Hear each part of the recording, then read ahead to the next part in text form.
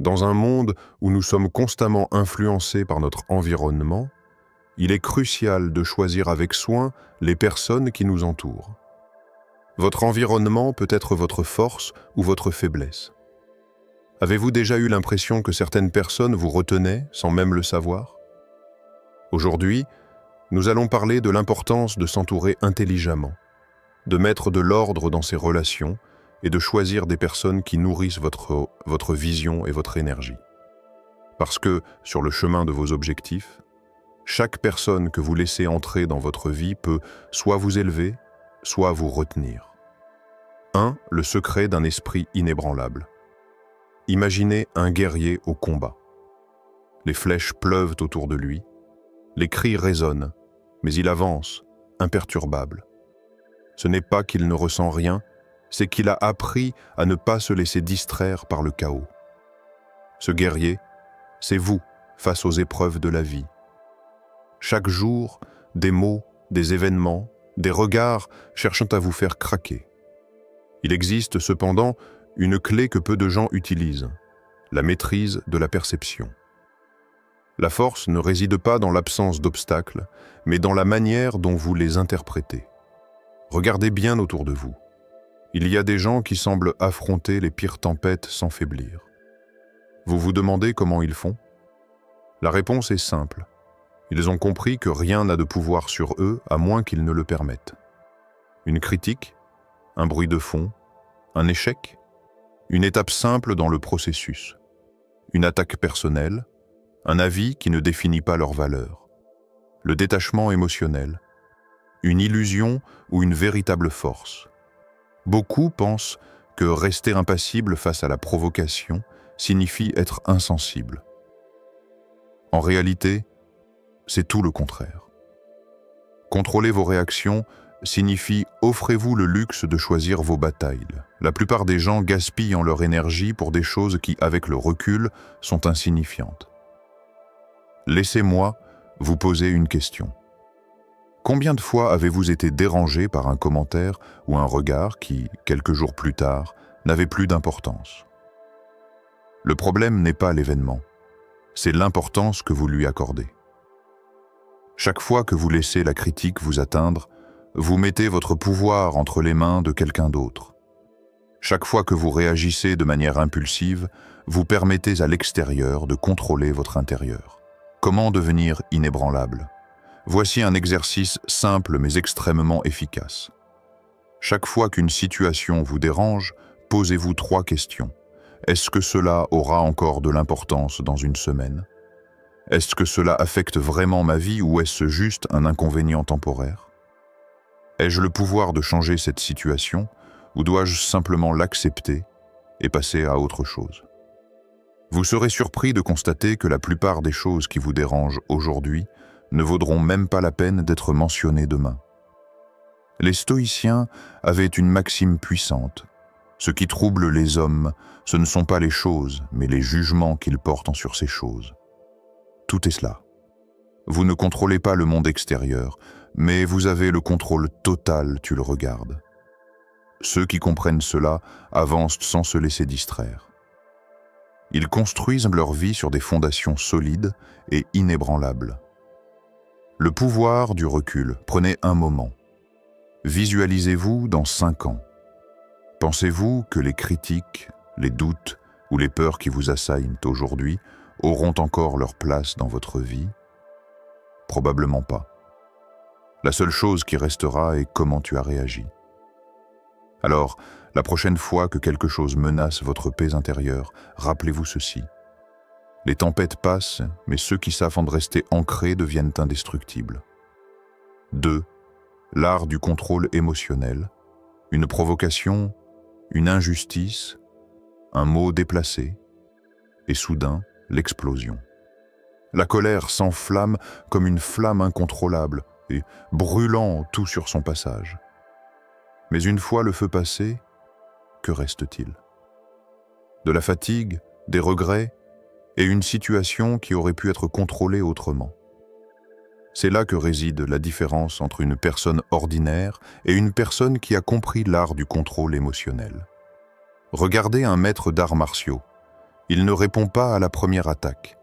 Il ne se laisse pas emporter par l'instinct primaire qui le pousse à riposter immédiatement. Il observe, il attend, il choisit son moment. Pourquoi? Parce qu'il le sait, réagir de manière impulsive est une faiblesse, tandis qu'agir de manière stratégique est une force. Pourquoi sommes-nous si réactifs? Notre cerveau est programmé pour répondre aux menaces en mode survie. C'est un héritage de nos ancêtres, qui ont dû réagir instantanément face à un danger mortel. Mais aujourd'hui, nos prédateurs ne sont plus des bêtes sauvages, ce sont des paroles, des comportements ou des situations frustrantes. Pourtant, nous réagissons toujours comme si nos vies en dépendaient. La colère et la frustration sont naturelles, mais ce qui compte, c'est ce que nous en faisons. Chaque fois que vous laissez une émotion vous dominer, vous perdez un peu le contrôle de vous-même. Et inversement, chaque fois que vous résistez à l'envie de réagir de manière impulsive, vous renforcez votre pouvoir intérieur. Le secret des esprits. Les plus forts, regardez les gens qui inspirent. Le respect. Ce ne sont pas eux qui crient le plus fort ou qui explosent à la moindre contrariété. Ce sont eux qui restent calmes, même dans le chaos. Leur secret? Ils ont compris que l'énergie est précieuse et vous devez savoir où l'investir. Imaginez un grand chef d'orchestre. Il ne se précipite pas. Il ne tape pas nerveusement du pied. Il contrôle. Il donne le rythme. C'est exactement ce que fait quelqu'un qui maîtrise ses émotions. Il devient le conducteur de son propre esprit. Comment contrôler vos réactions? Il existe une technique simple utilisée par les plus grands dirigeants et penseurs de l'histoire. La règle des 10 secondes. La prochaine fois que vous ressentirez une vague d'émotions négatives, faites ceci. Ne parle pas. Le silence est votre allié. Respirez profondément. L'air calme le système nerveux. Posez-vous une question. Cette réaction va-t-elle m'aider ou me nuire? Si la réponse est non, attendez encore 10 secondes. Vous serez surpris de voir à quel point ces 10 secondes peuvent tout changer. Ce petit espace entre le stimulus et votre réaction, c'est là que réside votre véritable force. Le calme est une arme. Certaines personnes pensent que garder son sang-froid est une preuve de faiblesse. En fait, c'est l'une des plus grandes formes de pouvoir. Un esprit incontrôlable est un esprit manipulable, mais un esprit qui sait choisir ses combats devient indomptable. Lorsque vous contrôlez vos émotions, vous contrôlez votre vie. 3. Faire comme si. Un principe puissant. Imaginez un acteur sur scène. Il n'a peut-être jamais vécu ce que ressent son personnage, mais en jouant le rôle avec conviction, il nous fait croire à son histoire. Plus il y met de vérité, plus son jeu devient crédible jusqu'à ce qu'il finisse lui-même par ressentir l'émotion qu'il simule. C'est exactement ce qui se passe dans la vraie vie. Votre cerveau est une éponge. Il absorbe ce que vous lui donnez. Si vous marchez comme quelqu'un qui a confiance en vous, si vous parlez comme quelqu'un qui sait ce qu'il fait, si vous agissez comme si l'échec n'était pas une option, votre esprit finit par intégrer ces signaux. Ce n'est pas de la prétention, c'est de la programmation. Pourquoi ce principe fonctionne-t-il? Notre esprit ne fait pas toujours la différence entre ce qui est réel et ce qui est joué avec conviction. Lorsque vous souriez, même sans raison, votre cerveau libère des hormones de bien-être. Lorsque vous adoptez une posture droite et confiante, votre esprit l'interprète comme un signe de pouvoir.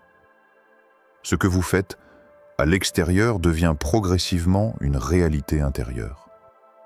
Les athlètes de haut niveau utilisent ce concept depuis des décennies. Avant même de gagner une course, ils se visualisent franchissant la ligne d'arrivée. Ils agissent comme si la victoire était déjà la leur. Et le résultat, leur corps suit ce que leur esprit a accepté comme vérité. Comment appliquer ce principe dans votre vie? Prenons un exemple concret. Imaginez que vous devez parler en public, mais que la peur vous paralyse. Votre cœur bat trop vite, vos mains sont moites et votre cerveau vous dit « vous allez échouer ». À ce moment, postulez le principe du « comme si », redressez. Une posture droite envoie un message de confiance à votre cerveau. Respirez lentement et profondément. Un rythme respiratoire contrôlé calme le système nerveux. Parlez comme si vous maîtrisiez votre sujet. Même si vous doutez, exprimez-vous avec confiance. Souriez légèrement. Cela incite votre cerveau à penser que vous êtes à l'aise. Faites comme si vous aviez déjà réussi. Agissez avec l'état d'esprit de quelqu'un qui est déjà là où vous voulez être. Ce qui va se passer est fascinant. Au début, c'est un effort conscient. Mais plus vous répétez ce schéma, plus cela devient naturel. Et un jour, sans t'en rendre compte, tu arrêtes de faire semblant. Vous êtes devenu cette version de vous. Transformez votre identité par l'action. Les plus grandes transformations ne commencent pas par une révélation soudaine, mais par petits ajustements quotidiens. Voulez-vous être plus confiant? Agissez comme une personne confiante. Voulez-vous être discipliné? Adoptez les habitudes de ceux qui le sont déjà. Au premier abord, cela peut paraître artificiel, mais c'est ainsi que fonctionne l'apprentissage. Tout commence par un rôle que nous jouons, jusqu'à ce qu'il devienne notre propre réalité. Faire comme si n'est pas une illusion, c'est une méthode. Un outil puissant pour reprogrammer votre esprit et vous propulser vers ce que vous souhaitez devenir. 4. Le silence, une arme redoutable. Le monde est bruyant. Partout, les gens s'agitent, se disputent, tentent d'avoir le dernier mot. Cependant, parmi eux, certains se distinguent par leur calme absolu. Ce sont souvent ceux qui en savent le plus et qui ont le plus de contrôle sur leur vie. Pourquoi? Parce qu'ils ont compris que parler n'est pas toujours un signe de force, mais le silence peut être une véritable arme. Regardez les personnages les plus influents de l'histoire.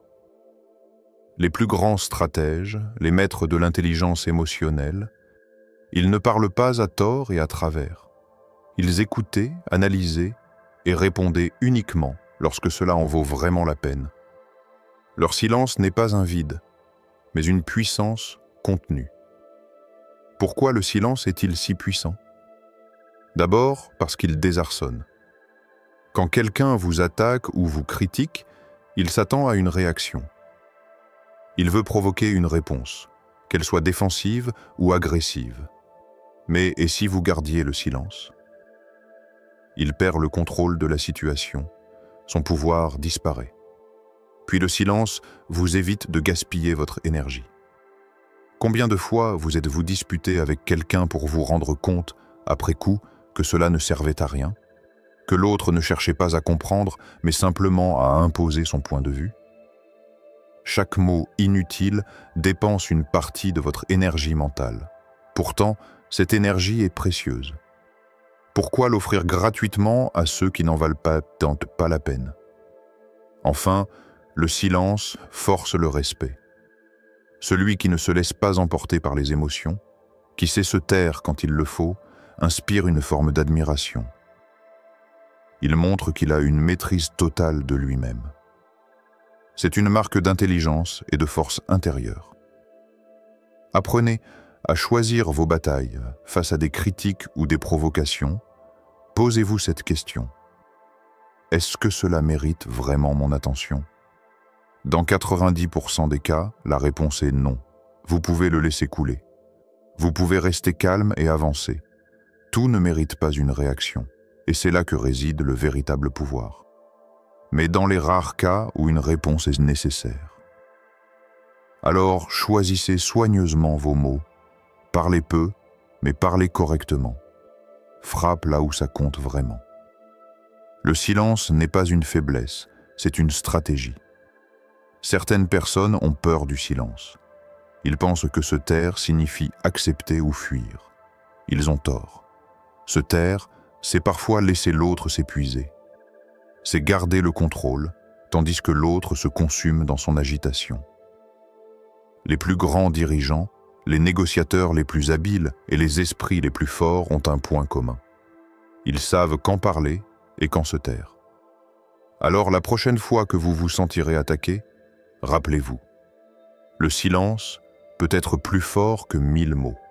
5. Entourez-vous intelligemment.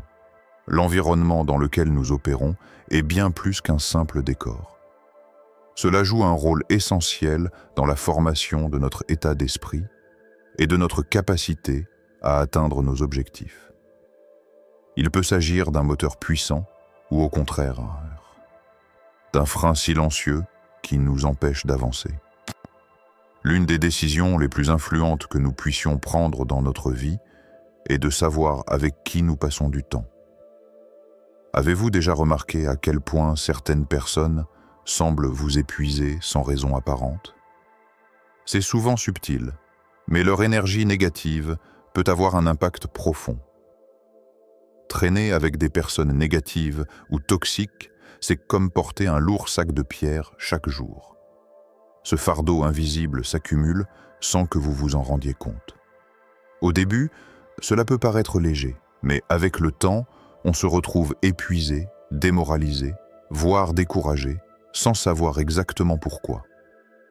Ces personnes peuvent créer des doutes, remettre en question vos idées et vos rêves, ou même vous convaincre qu'ils ne sont pas réalisables. Et plus vous restez longtemps dans cet environnement, plus vous vous laissez emprisonner par leurs pensées limitantes. À l'inverse, lorsque vous choisissez de vous entourer de personnes positives, celles qui vous inspirent, vous motivent et qui vous poussent à être la meilleure version de vous-même, quelque chose de puissant se produit. Leur énergie devient un catalyseur qui réveille votre potentiel. Ces personnes vous rappellent constamment que vous êtes capable, que vos rêves sont à votre portée et qu'il n'y a aucune limite à ce que vous pouvez accomplir si vous êtes prêt à y travailler. Leur présence, même silencieuse, vous encourage à persévérer dans vos objectifs, à rester concentré, à garder la foi, même lorsque les obstacles semblent insurmontables. Cependant, il ne s'agit pas seulement d'éviter la négativité. Il s'agit aussi de choisir activement des personnes qui partagent une vision similaire à la vôtre, qui ont des objectifs ambitieux et qui vous poussent vers les sommets. Ces relations sont non seulement bénéfiques pour votre morale, elles sont également essentielles à votre développement personnel et professionnel. Un bon environnement permet d'évoluer, de grandir, d'apprendre de nouvelles choses et de se réinventer. Les conversations que vous avez avec ces personnes, que ce soit autour d'une tasse de café ou lors de discussions approfondies, sont comme des graines qui, une fois plantées dans votre esprit, germent et vous aident à avancer dans la direction de vos rêves. Mais comment faire le tri dans son environnement? Ce n'est pas toujours facile, surtout lorsqu'il s'agit de vos proches. L'idée n'est pas de rejeter les autres, mais de prendre conscience de l'impact de chaque relation sur votre énergie et votre bien-être. Parfois, il peut être nécessaire de limiter le temps passé avec certaines personnes, voire de réévaluer certaines connexions pour éviter qu'elles ne deviennent toxiques. La qualité de vos relations doit primer sur la quantité. Entourez-vous de ceux qui nourrissent votre esprit et vous encouragent à aller plus loin. Il est également essentiel de savoir ce que vous apportez à votre entourage. Si vous choisissez des personnes inspirantes et positives, vous devez également veiller à être pour elles une source de lumière et de motivation. L'échange d'énergie doit être réciproque. En cultivant des relations saines et équilibrées, vous créez un environnement propice à la réussite, non seulement pour vous, mais aussi pour votre entourage. N'oubliez pas que votre énergie est une ressource précieuse. C'est limité, et chaque moment que vous passez avec une personne ou dans un environnement négatif est un moment que vous ne pourrez jamais récupérer. Choisissez judicieusement vos compagnons de voyage et créez un entourage qui vous soutient, vous challenge et vous pousse à vous dépasser. Ce n'est qu'en faisant cela que vous pourrez vous épanouir pleinement et réaliser vos rêves. N'oubliez pas que l'énergie que vous investissez dans vos relations est précieuse. Chaque rencontre, chaque conversation, chaque moment passé avec les bonnes personnes peut être un tremplin vers votre réussite. Alors, choisissez bien votre entourage et entourez-vous de ceux qui vous poussent à devenir une meilleure version de vous-même. C'est en cultivant des relations positives et inspirantes que vous maximiserez votre potentiel et vous ouvrirez à un avenir meilleur. N'oubliez jamais, la personne avec qui vous choisissez de partager votre voyage peut faire toute la différence.